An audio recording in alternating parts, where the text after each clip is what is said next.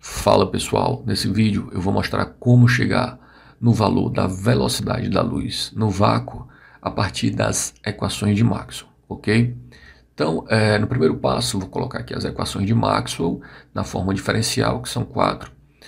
A primeira equação eu tenho que o divergente do campo elétrico é igual a ρ sobre ε0, ou seja, densidade de carga sobre ε0, e o que essa equação me diz é que a carga elétrica é capaz de produzir um campo elétrico. A segunda equação eu tenho que o rotacional do campo elétrico vai ser igual a menos a derivada parcial do campo magnético em relação ao tempo, ou seja, o que essa equação está me dizendo é que a variação temporal do campo magnético é capaz de produzir um campo elétrico. Na terceira equação eu tenho que o divergente do campo magnético é igual a zero. Ou seja, não existe possibilidade de monopolo magnético, ok? E por fim, a quarta e última equação, eu tenho que o rotacional do campo magnético vai ser igual a μ0, que multiplica J, que é a densidade de corrente, mais ε0, que multiplica a derivada parcial do campo elétrico em relação ao tempo. E aqui o que essa equação me diz é que a variação do campo elétrico em relação ao tempo é capaz de produzir um campo magnético, assim como a densidade de corrente também é capaz de produzir um campo magnético, ok? Mas perceba que eu estou procurando o valor da velocidade da luz no vácuo. Então, no segundo passo, eu preciso colocar essas equações de Maxwell no vácuo. Então, não existe a presença de cargas. E o que vai mudar é apenas na equação 1 e na equação 4, ou seja, o divergente do campo elétrico agora vai ser igual a zero, uma vez que não existe densidade de carga, ok? Então esse termo aqui é nulo. E na equação 4, a densidade de corrente também vai desaparecer, de tal forma que eu vou ter apenas esse termo. Então, o rotacional do campo magnético vai ser, portanto, somente igual a μ0, que multiplica ε0, que multiplica a derivada parcial do campo elétrico em relação ao tempo. Então, as equações 3 e 2 continuam exatamente da mesma forma, não mudaram.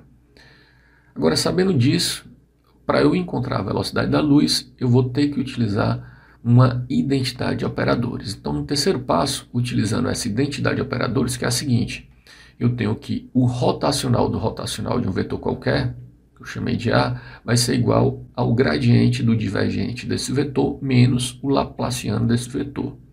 E o que eu vou fazer é colocar no lugar de A aqui o campo elétrico e também o campo magnético. Vou fazer para os dois. Então, agora fazendo inicialmente para o campo elétrico, eu tenho o seguinte: vou passar aqui para o outro lado. Aplicando essa identidade para o campo elétrico, eu vou ter que o rotacional do campo elétrico vai ser igual ao gradiente do divergente do campo menos o laplaciano do campo. Agora perceba, o rotacional do campo elétrico é dado aqui pela equação de número 2, que é igual a menos a derivada parcial do campo magnético em relação ao tempo. Portanto, esse termo aqui vou substituir por esse termo. E note também que o divergente do campo elétrico, dado aqui pela equação número 1, vai ser igual a zero. Portanto, esse termo aqui vai desaparecer. De tal forma que eu posso reescrever essa equação assim: rotacional de menos a derivada parcial do campo magnético em relação ao tempo vai ser igual a menos o laplaciano do campo elétrico. Menos posso cancelar com esse menos. E outra coisa aqui interessante é que o operador nabla, ele é um operador de posição. Então, eu posso tirar essa derivada temporal aqui desse campo magnético e jogar o operador nabla aqui para dentro, ok?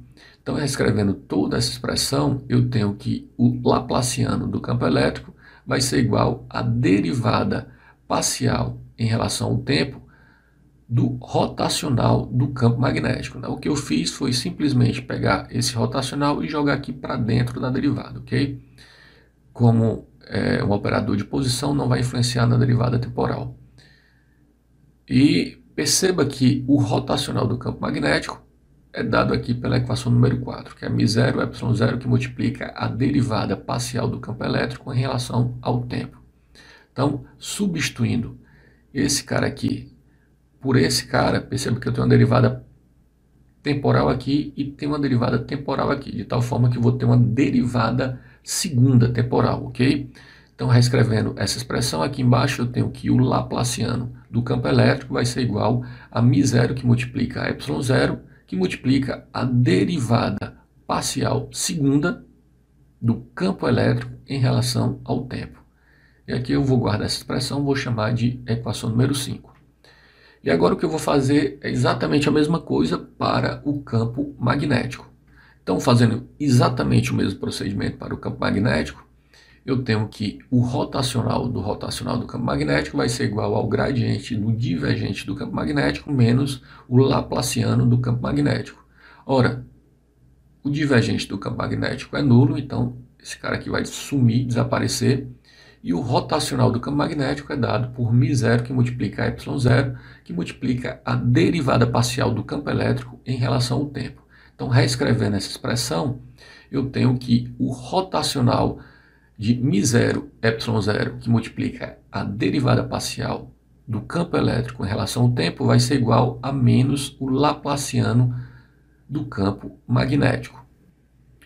E, novamente, eu posso pegar esse operador nabla e jogar aqui ele para dentro antes da derivada temporal, uma vez que ele é um operador de posição, ok? Não influencia no tempo.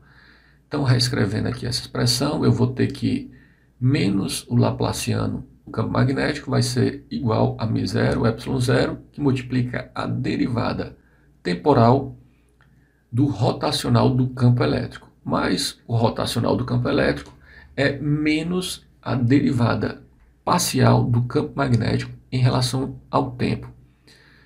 E aqui, como eu também tenho uma derivada temporal, então eu vou ter uma derivada segunda em relação ao tempo, certo? Do campo magnético.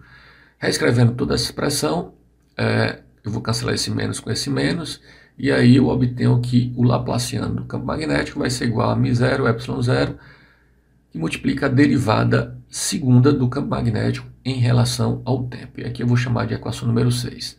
Perceba, a equação número 5 é exatamente igual à equação número 6, mudando apenas o campo elétrico pelo campo magnético, né? No lugar de E, eu escrevo B. No lugar de E aqui, eu escrevo B. E o resto é exatamente a mesma coisa, ok?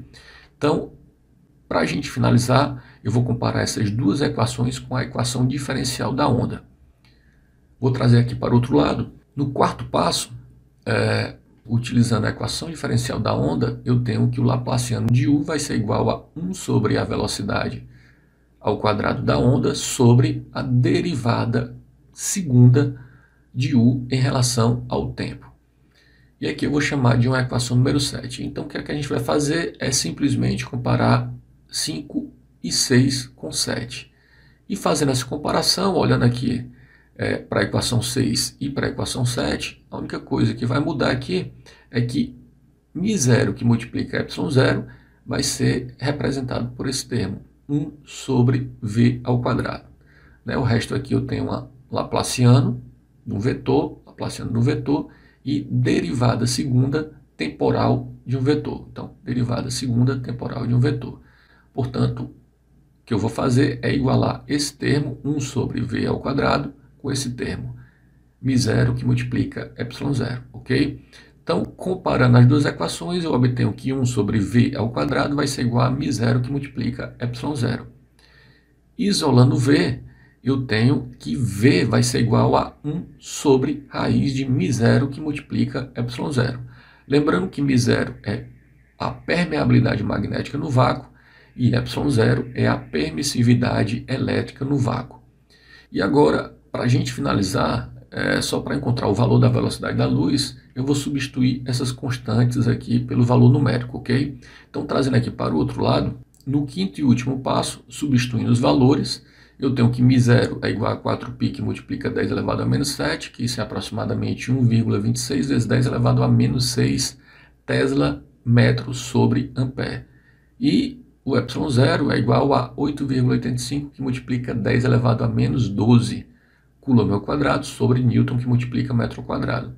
Então, substituindo esses valores aqui dentro dessa expressão, ok, da velocidade, eu tenho, portanto, que a velocidade vai ser 1 sobre a raiz, que está apresentada aqui pelo expoente 1/2, de μ0, que é 1,27 vezes 10 elevado a menos 6, que multiplica ε0, que é 8,85 vezes 10 elevado a menos 12. Então, quando eu faço essa conta aqui no denominador, eu tenho que a velocidade vai ser aproximadamente 1 sobre 3,33, que multiplica 10 elevado a menos 9. Ora, eu vou pegar esse 10 elevado a menos 9, jogar para cima, ele vai vir com o sinal do expoente trocado. Então, eu vou ter 10 elevado a nona no numerador e 1 sobre 3,33, que isso aqui é aproximadamente 0,3. De tal forma, pegando aí um 10 emprestado, eu finalizo que a velocidade da luz vai ser aproximadamente 3, que multiplica 10 elevado a 8 metros por segundo, ok? Então, esse é o valor que normalmente a gente utiliza para solucionar as questões. É o valor que se obtém através das equações de Maxwell, 3 vezes 10 elevado a 8 metros por segundo, velocidade da luz no vácuo. E é isso.